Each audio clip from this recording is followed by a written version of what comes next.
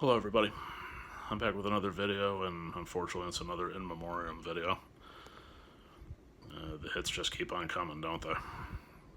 Um, another legend and Hall of Famer in the world of sports has left us, and in this case, he comes in the form of a baseball player, Ryno Sandberg, from both my Chicago Cubs and the Philadelphia Phillies. He ended up passing away of complications brought on by metastatic prostate cancer. He was 65 years old and about 2 months shy from his 66th birthday. He announced his diagnosis sometime in January of 2024, and he announced he was cancer-free sometime in August of 2024. But then on December 10th of 2024, he announced it was either in an interview and or a social media post. I don't really remember what it was. He basically came out and said, my cancer is back and it's spreading to other organs in my body. And as soon as I heard that, I said to myself, it's only going to be a matter of time when he finally passes away, but I hope it's not.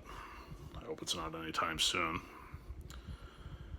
And 7.5 months later, he's gone. Where do you start? But yeah, the world of sports lost another Hall of Famer and athlete in its respective rights, and that marks two Hall of Fame athletes in the span of 4.5 days.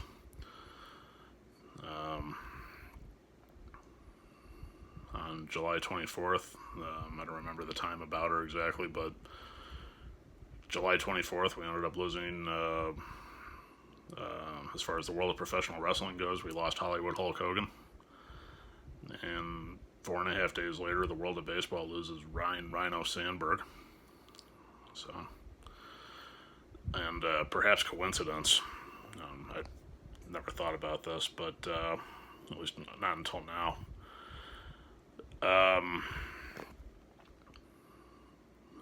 Ryne Sandberg, he finally got inducted into the Baseball Hall of Fame in mid-2005.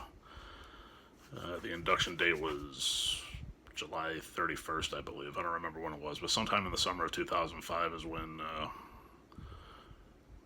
the Hall of Fame class of 2005 was announced. Ryne Sandberg ended up making the Baseball Hall of Fame finally with like 76 point something percent of the votes. I don't remember what exactly it was, but let's say 76. I think you need 75 in order to get in. Ryne Sandberg ended up getting inducted into the Baseball Hall of Fame in 2005. And Hulk Hogan ended up getting inducted into the WWE Hall of Fame excuse me, the night before WrestleMania 21, which happened to take place in 2005. So, two Hall of Fame athletes that were inducted into the respective Hall of Fames in the same year end up passing away in the same year, 20 years later. Maybe it's coincidence. I don't know. But yeah, Ryne Sandberg, he first appeared on the National Baseball Hall of Fame ballot for the 2003 round in voting. He secured about 49% of the vote. In 2004, he got about 61% of the votes, and then when the third time came around in 2005, he got about 76.2 or something like that. Again, whatever the exact percentage was, I don't remember, but you could look it up on the internet as far as what the exact percentage was. But let's say 76 in 2005, 61 in 2004, and 49 in 2003. In my opinion, Ryne Sandberg, he should have gone into the Hall of Fame on his first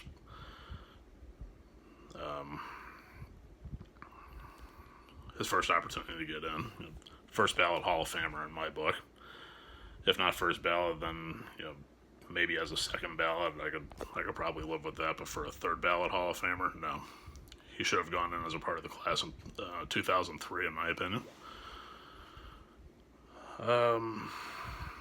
Yeah, Ryne Sandberg, he spent the vast majority of his career with the Cubs.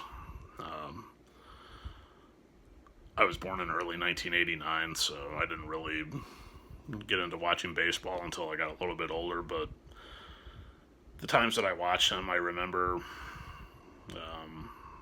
seeing him on TV, what the exact dates were, and or who the Cubs played against, where they were at, whether or not they were on the road or at home, or whether they won or lost. I don't really remember, but Ryne Sandberg, I will remember one date though.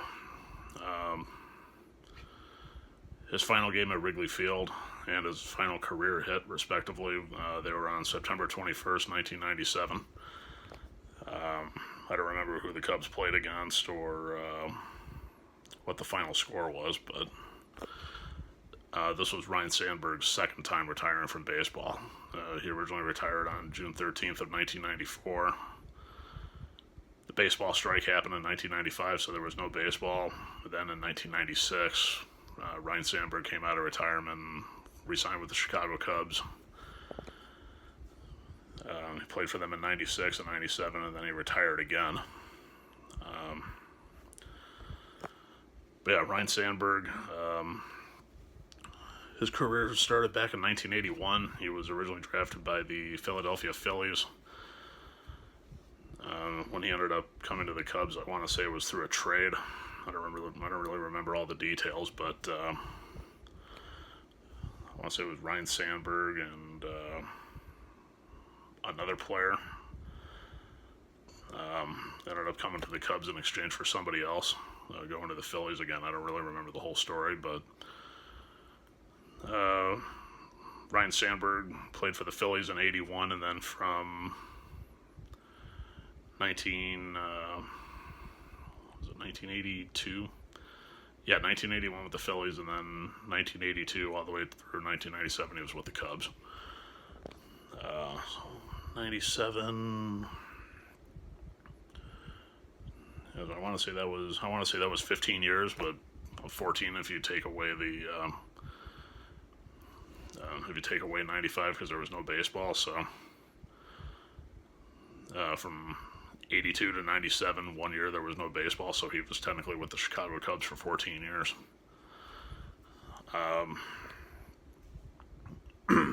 Yeah, I believe. Again, this two-player trade with, excuse me, with Ryne Sandberg and this other player. I want to say it was Larry Bowa. Bowa was how you spell his last name. I want to say Larry Bowa and Ryne Sandberg, they were traded sometime in 1982 to the Cubs from the Phillies. And what the Phillies got and or who in exchange, I don't really remember all the details, but I was able to watch Ryne Sandberg whenever I got the chance, and he was one of those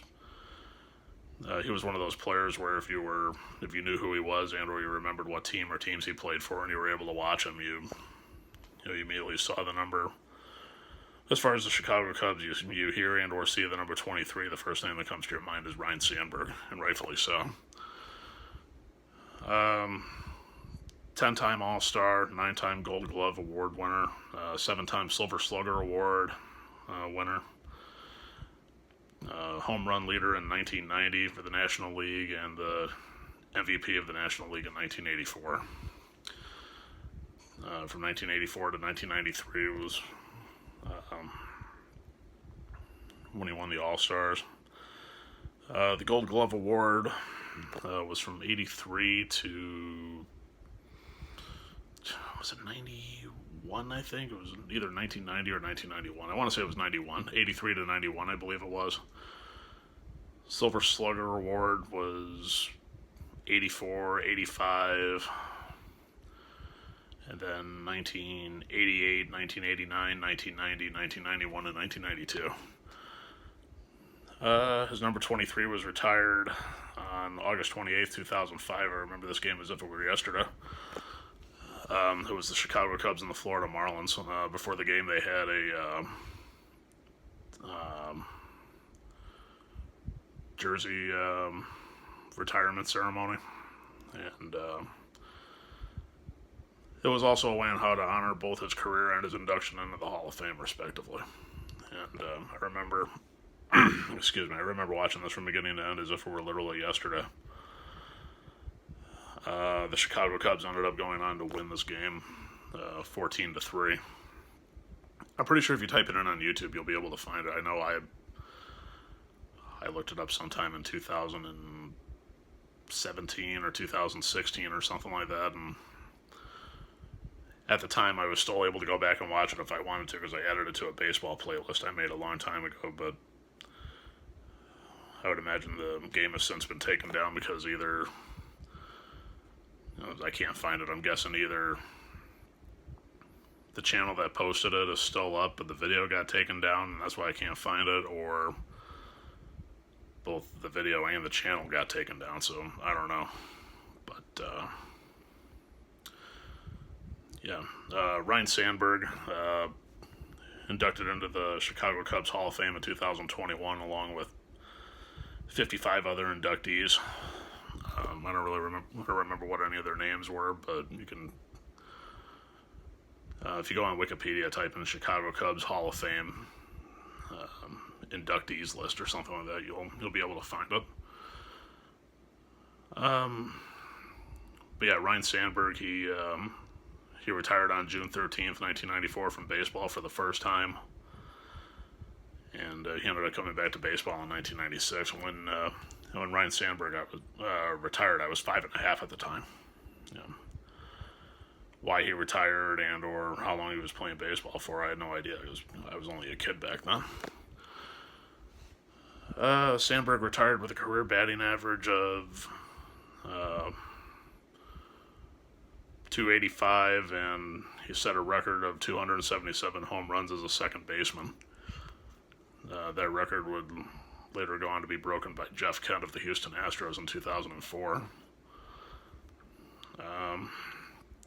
But yeah, any of you watching this video, if you're, especially if you're a Chicago Cubs fan, let me know your thoughts as far as number 23.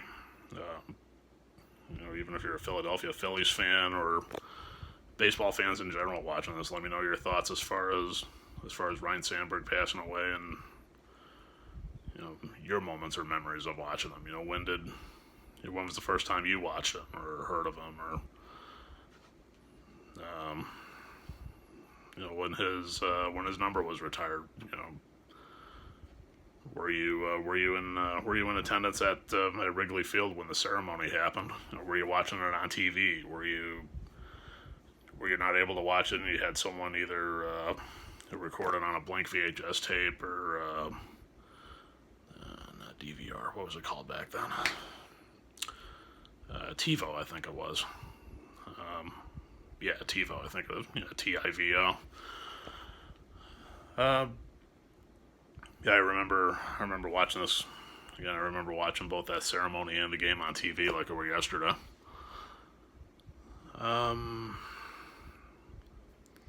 But yeah, anyway, rest in peace on number 23, Ryno Sandberg.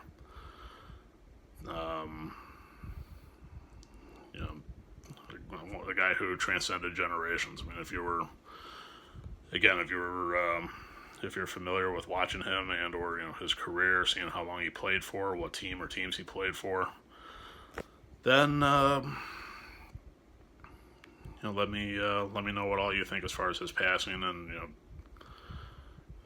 again, how many more names, how many more athletes need to go, how many more Hall of Famers need to pass away. Again, I go back to Hollywood Hulk Hogan. He passed away sometime in the morning of July 24th, and we lose Ryne Sandberg 4.5 days later. Excuse me, but again, I go back to a part with both guys going into the Hall of Fame respectively, in each of their respective sports. Ryne Sandberg inducted into the Baseball Hall of Fame, class of 2005. Hollywood Hulk Hogan gets inducted into the WWE Hall of Fame, class of 2005. Coincidence? I don't know. I don't think so, but stranger things have happened. Let me know what you think. Be well, stay safe. See you when I see you, talk to you when I talk to you, and whenever the next video comes along, you'll get, you guys will be the first ones to know about it, and that'll be about it. So, again, in the infamous words of the great and late Jerry Springer, in the meantime, take care of yourselves and each other.